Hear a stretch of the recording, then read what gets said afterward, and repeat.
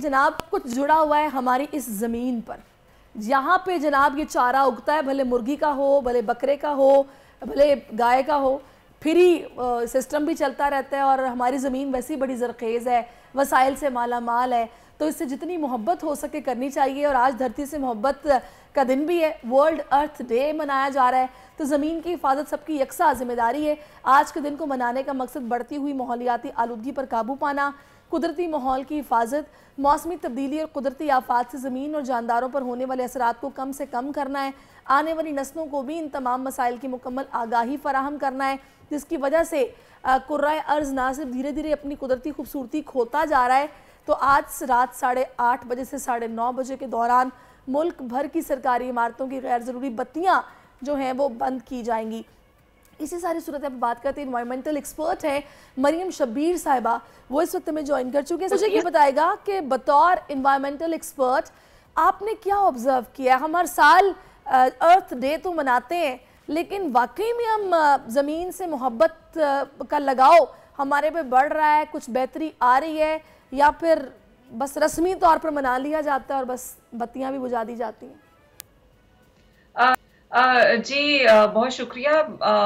मेरा ख्याल है कि काफ़ी ज़्यादा पिछले अगर 5-6 सालों से देखें तो जो अवेयरनेस है एनवायरनमेंट को लेके पाकिस्तान में वो खासी बेहतर हुई है।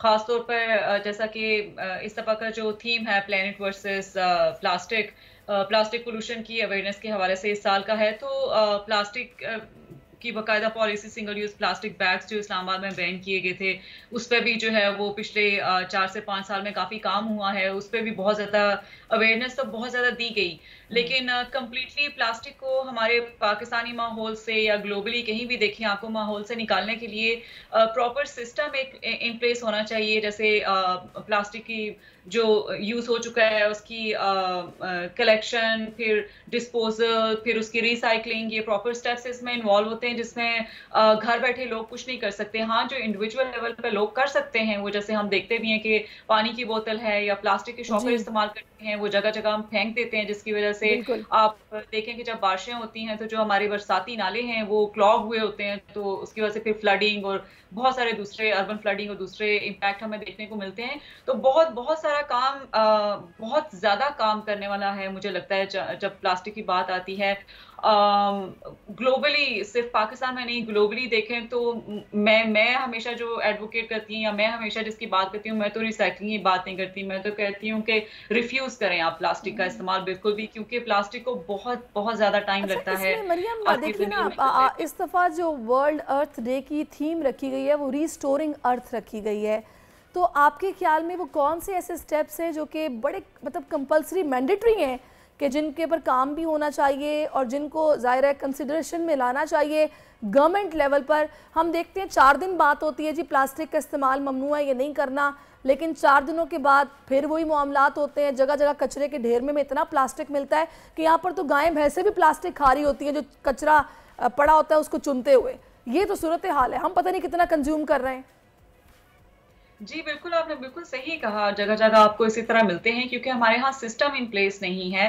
आपको हर जगह प्लास्टिक मिलता है। आपने खाने की बात की, मैं आपको बताती चलूँ को जो लेटेस्ट रिसर्च है उसमें जो आप जिस हवा में सांस लेते हैं उसमें भी माइक्रो प्लास्टिक होता है। बाकायदा जो बेबीज पैदा हुए हैं न्यूबॉर्न, उनमें पाया भी गया है। और इसके अलावा आप जो खाना खाते हैं उनमें भी आपको प्लास्टिक मिलते हैं क्योंकि केमिकल लीच होते हैं। आप जो मछली खाते हैं इंडस से, अगर आप पकड़ के खा रहे हैं इंडस रिवर से, तो वहां पे 90% आपको वेस्ट जो मिलता है वो प्लास्टिक का मिलता है।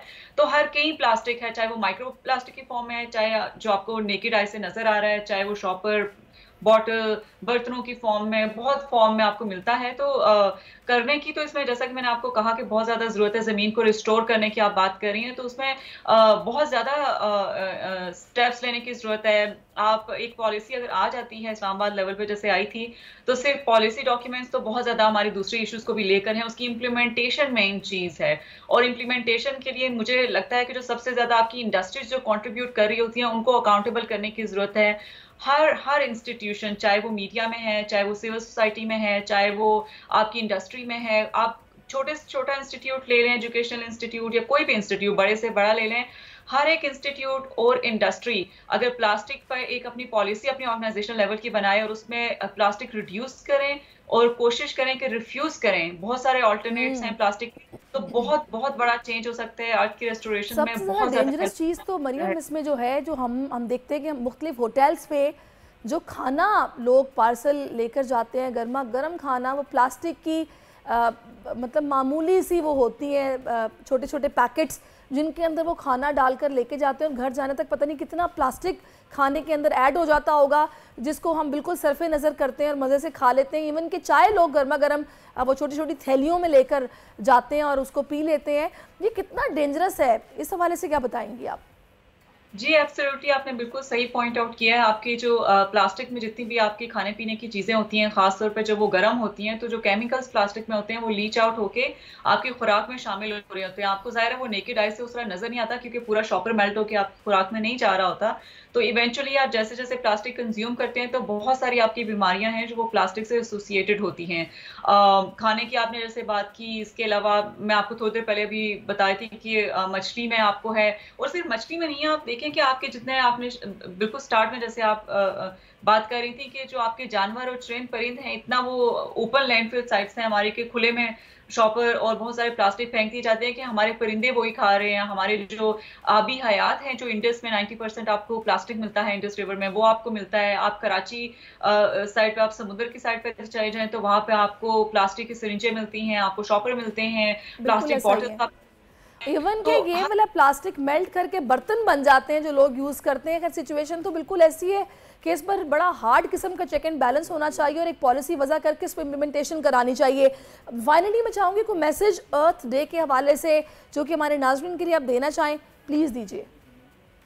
जी मेरा तो यही है कि इंडस्ट्री को तो चलो ये गवर्नमेंट लेवल पे है कि अकाउंटेबल करें और हर एक ऑर्गेनाइजेशन को अपने आप को से पूछना चाहिए कि वो प्लास्टिक को कम करने के लिए अपने क्या कंट्रीब्यूट कर रहे हैं। और इंडिविजुअल लेवल पर आप प्लास्टिक की बोतलें इस्तेमाल ना करें। आप एक बॉटल खरीद लें और उसी को आप रीयूज बार बार करते रहें। वो प्लास्टिक बॉटल होना जरूरी नहीं है। जैसे हम स्कूल बचपन में जाया करते थे तो हमारी हुआ करती थी, इसी तरह आप बड़े हो गए तो उसको भी इस्तेमाल कर सकते हैं। जो प्लास्टिक के शॉपर हैं उसके बजाय आपके जैसे हमारी नानियां या दादियां होती थी अपने जमाने में, उनके थैले होते थे जिसमें वो ग्रोसरी शॉपिंग करती थी, तो वो आप उस तरह के यूज करें, ऑल्टरनेट करें। आपके घर में जीन्स या कोई भी आपकी शर्ट ऐसी है जो इस्तेमाल नहीं करे, उसका भी थैला बनाया जा सकता है कपड़ों का, तो उसको इस्तेमाल किया जा सकता है।